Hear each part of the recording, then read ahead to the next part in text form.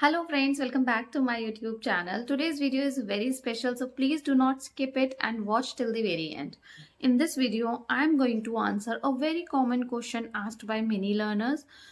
What are the things we need to focus on to learn English? Many people ask me, ma'am, do we need to learn tenses, passive voice, reported speech, articles, and other grammar rules to improve our English? And if we do not need to learn all those things, then what are the things we need to focus on? Based on my research and personal experience, I believe there are few basic grammar concepts you should focus on before starting your English learning journey. If you concentrate on these foundational topics in the beginning, I'm confident that you will become fluent in just no time. As we approach 2025, take this video as your roadmap, watch it till the very end, and make sure to apply all the tips and rules I share here. This is your chance to make real progress in your English learning journey.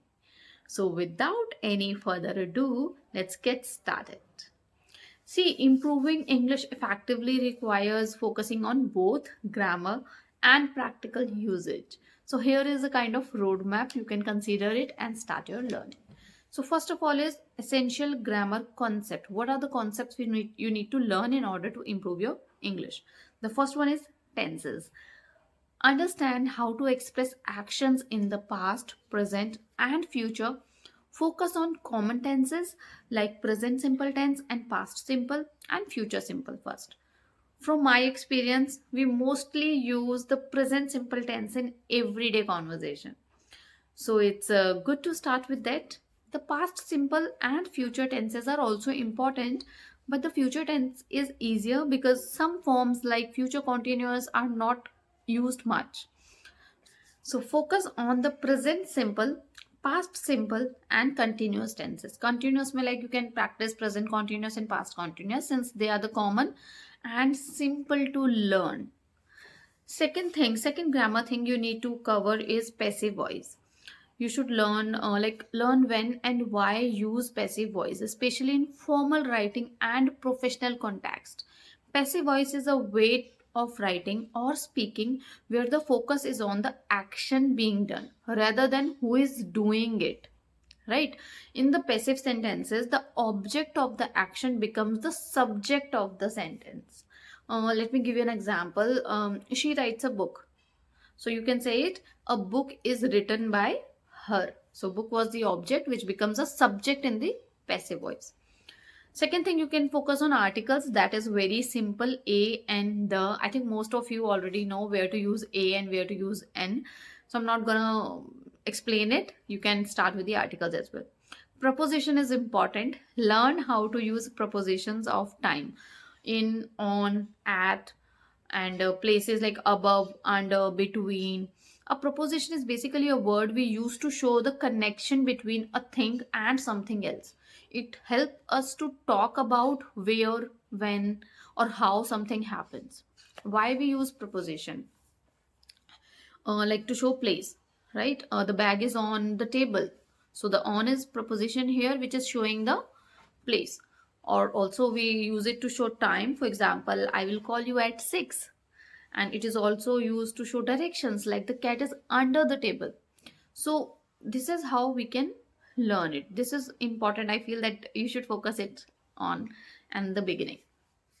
Second is conditional sentences. These are the sentences that talk about possible or imaginary situations and their result. Get comfortable with if sentences to express possibilities and hypothetical situations. For example, if you mix red and blue, you get purple. If I finish early, I will call you. If I were you, I would take the job.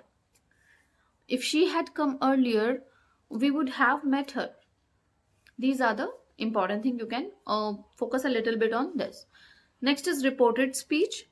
Practice converting direct speech into indirect speech.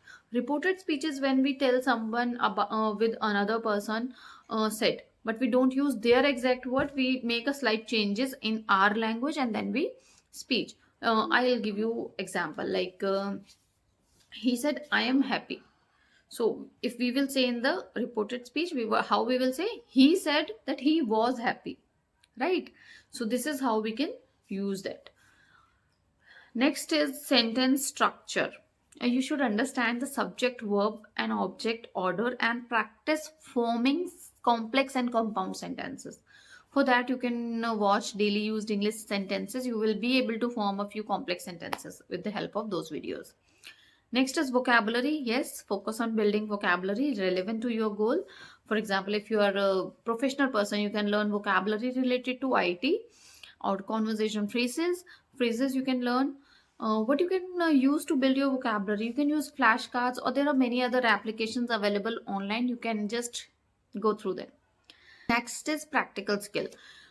Practice with a language partner or through applications. I'm not going to explain it in detail because you know that how you can practice. There are so many ways. You can watch my previous videos to know about that. Listening is important. Listen to podcasts, news, YouTube videos in English. Reading is important. Read articles, short videos, short stories, books. It can help you. Writing, you can start journaling or writing essay to practice sentence construction and grammar. Essay writing is really amazing. You can elaborate as much as you want, and you can improve your writing skill. So, as you all know, that consistency is the key of learning anything. You should be consistent. You should not break your consistency. You should record your progress as well. You should compare only your progress with yourself. You should not compare with other people, like how they are learning English, how they are growing. You should focus on yourself only. I think this is it for today's video, and I think I have answered your query very well. Yesterday you comment me on my video, so for that reason only I have created this video.